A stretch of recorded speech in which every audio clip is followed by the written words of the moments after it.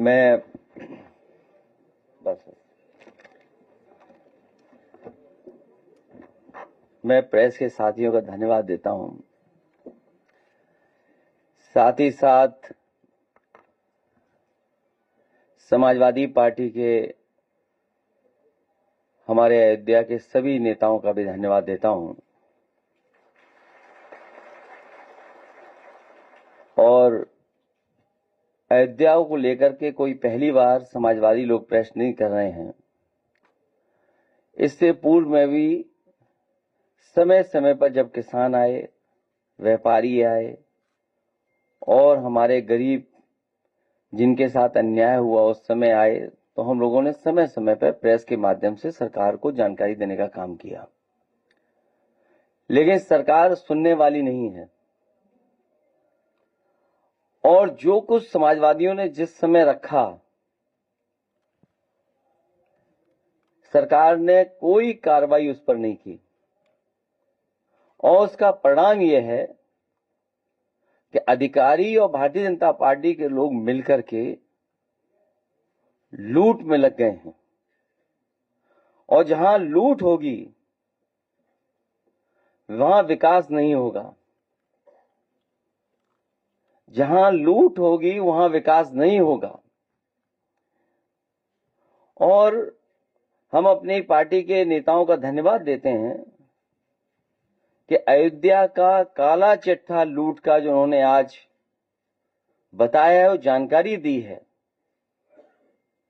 ये केवल अयोध्या का नहीं है। अगर अयोध्या जैसी पावन धरती पर ये भारतीय जनता पार्टी के लूट कर सकते हैं, तो आप सोचिए उत्तर प्रदेश में और जिलों में कितनी लूट हो रही होगी। अयोध्या जैसी पावन धरती पर जो किसान स्वयं ऐसे अच्छे कार्य के लिए जमीन देना चाहते थे, जिस समय मांग थी कि सर्किल रेट बढ़ाया जाए, इनको मुआवजा दिया जाए, सरकार ने किसानों को कहीं मुआवजा नहीं दिया जो उनकी मांग थी उसके अनुसार। लेकिन जब गरीब किसान भोले भाले लोगों से जमीन ले ली, जब दूसरे लोगों के पास जमीन पहुंच गई और अपने लोगों के पास उनके जमीन पहुंच गई, उसके बाद अयोध्या का सर्किल रेट से लेकर के सब बढ़ा दिया गया। क्या ये राजस्व की क्षति नहीं है? और मुझे खुशी है इस बात की कि तमाम भारतीय जनता पार्टी के पदाधिकारियों की सूची और अधिकारियों ने जिन्होंने जमीन ली है, उनकी रजिस्ट्रियों की कॉपी हमें दी है। ये रजिस्ट्रियों की कॉपी है। और यही नहीं है, बहुत बड़ी संख्या में फाइल में हैं ये सब। केवल यही लूट नहीं हुई, सेना जैसी जो डिफेंस है, उस डिफेंस के जमीन से कोई छेड़खानी नहीं करता। कभी इस डिफेंस की जमीन की तरफ कोई नहीं देखता। और जहां पर फायरिंग रेंज थी, जहां पर आर्टिलरी या और अभ्यास के लिए इस्तेमाल जमीन होती थी, उस जमीन को भी इन्होंने भारतीय जनता पार्टी के लोगों ने बेच दिया। और अपनी हार के कारण जनता को दुख देने के लिए, जनता को परेशान करने के लिए रेलवे अलाइनमेंट भी बदल दिया। जो अलाइनमेंट पहले था उसमें किसी गरीब की ज्यादा जमीन नहीं जा रही थी, किसी का कारोबार नहीं खत्म हो रहा था। लेकिन जानबूझ करके भारतीय जनता पार्टी ने कि अब चुनाव हार गए हैं, सरकार उनकी है, तो हम रेलवे का भी अलाइनमेंट बदल देंगे। और रेलवे का अलाइनमेंट भी बदलने के काम चल रहा है, जिससे कि गरीबों की जमीन वो छीन लें, घर मकान जो सदियों से रह रहे हैं, जो कारोबार कर रहे हैं, उनका छीन लें। तो ये तो अयोध्या केवल एक जिला है। इसी तरह पूरे प्रदेश में हर जिले में भारतीय जनता पार्टी लूट मचा रही है। तो क्या है जीरो टॉलरेंस उनका करप्शन के लिए? जिन्होंने नारा दिया कि हमारा जीरो टॉलरेंस है करप्शन के लिए, क्या यही जीरो टॉलरेंस है इनकी कि अपने लोगों को और माला माल बना दें? क्योंकि भोली वाली जनता को यह नहीं आभास था कि इस जमीन की कीमत कल क्या होगी, लेकिन अधिकारी और बीजेपी के लोगों को पता था कि कल इसकी कीमत क्या होगी।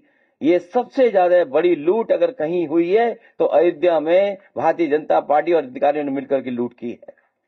हम अपने गरीबों को जो आए आज हैं, इनको कहना चाहते हैं कि समाजवादी आपके साथ हैं, और जितने भी विकास कार्य हो रहे हैं उसके विकास के खिलाफ नहीं है। अयोध्या वर्ल्ड क्लास सिटी बने, अयोध्या के पास और अयोध्या के आसपास वर्ल्ड क्लास इंफ्रास्ट्रक्चर हो, हालांकि उसके लिए दिमाग चाहिए होता है। अगर वर्ल्ड क्लास इंफ्रास्ट्रक्चर और वर्ल्ड क्लास सिटी बनाने के लिए हम अपने अयोध्या वासियों को भरोसा दिलाते हैं कि 2 साल के बाद जब सरकार समाजवादियों की आएगी, अयोध्या को वर्ल्ड क्लास सिटी और किसी भी हमारे गरीब किसान उसका नुकसान नहीं होने दिया जाएगा, उनकी ज्यादा से ज्यादा भरपाई की जाएगी। और अगर सर्किल रेट भी हमें बढ़ा करके अगर अयोध्या वासियों को मुआवजा देना पड़ा तो सर्किल रेट बढ़ा करके उनको मुआवजा दे करके उनके घर परिवार में भी खुशहाली लाने का काम करेंगे। चाहे ओवरब्रिज हो या जो प्राइवेट बिल्डर्स को जमीन दी जा रही है, महर्षि योगी जी के नाम पर जो ट्रस्ट था उसमें भी कुछ अधिकारी लोग घुस गए हैं, पता लगा है, केवल इसलिए कि उन्हें पता है कि उसकी कीमत कल क्या होगी। तो एक तरफ तो जहां ये लूट मची उत्तर प्रदेश में, वहीं अन्याय की सब सीमा टूट गई हैं। अभी हमें सुल्तानपुर के परिवार के सदस्य मिले जिनके बेटा इंजीनियर। कोई कल्पना कर सकता है आज के समय पर कि मुंह पर टेप लगा दिया जाए, हाथ पैर बांध दिए जाएं और पीट पीट करके उसकी जान ले ली जाए? क्या ये सुल्तानपुर की पहली घटना थी? इससे पहले भी इसी तरह की घटना हुई थी, अगर आपको याद हो, कि भारतीय जनता पार्टी से संबंधित रखने वाले ने एक हत्या की थी वहीं पर सुल्तानपुर में। और अभी जो झूठी कहानी पढ़ी जा रही है इनकाउंटर को लेकर के, कोई ऐसा व्यक्ति नहीं है जो न जानता हो कि भारतीय जनता पार्टी की सरकार में झूठे इनकाउंटर हो रहे हैं, हत्या की जा रही है। जो मंगेश यादव की हत्या हुई है, गांव से लेकर के आसपास के लोग जानते हैं कि पुलिस रात में आई थी, उठा ले गई, पुलिस उठा करके लेके गई एसटीएफ। और सोचिए आप कैसी कहानी गढ़ी गई कि उसके पास नया बैग था, अमेरिकन टूरिस्ट बैग बताया गया, और जब बैग खोला गया तो उसमें भी कपड़े नए मिले शोरूम से खरीदे हुए। और जो मोटरसाइकिल मिली, सुनने में आ रहा है कि जो मोटरसाइकिल जिसकी चोरी हुई थी, कई दिनों बाद एफआईआर लिखी गई और उसके घर परिवार के लोगों के मां का इनको दर्द समझ में नहीं आ रहा, बहन के आंसू नहीं समझ में आ रहे हैं। और सोचिए कैसा दिमाग इनका, सरकार ने कैसी होशियारी दिखाई कि चप्पल में इनकाउंटर कर दिया। बताइए आप, कैसा दिमाग है इन लोगों का, क्या होशियारी दिखाई। कौन नई तस्वीर देख करके बता सकता है कि ये झूठा इनकाउंटर हुआ था? और ये पहला झूठा इनकाउंटर नहीं है यूपी का, तमाम इनकाउंटरों पे उंगली उठी है। जिस समय पहला इनकाउंटर नोएडा में जिम इंस्पेक्टर को हुआ था, उस समय भी हम लोगों ने कहा था कि पुलिस वालों ने लूटने के लिए, दबाव बनाने के लिए हत्या का प्रयास किया है, और उस समय भी कार्रवाई नहीं हुई है।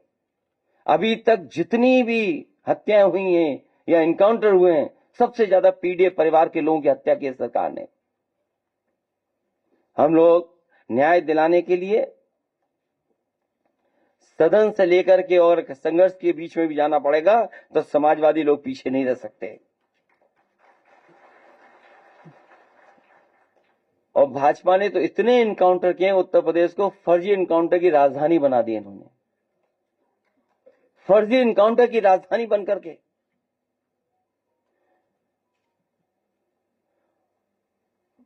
और फिर नकारात्मक दिल वाले और दिमाग विनाश कर सकता है, विकास नहीं कर सकता। जिसकी सोच नकारात्मक हो और जिसका दिल और दिमाग नकारात्मक हो,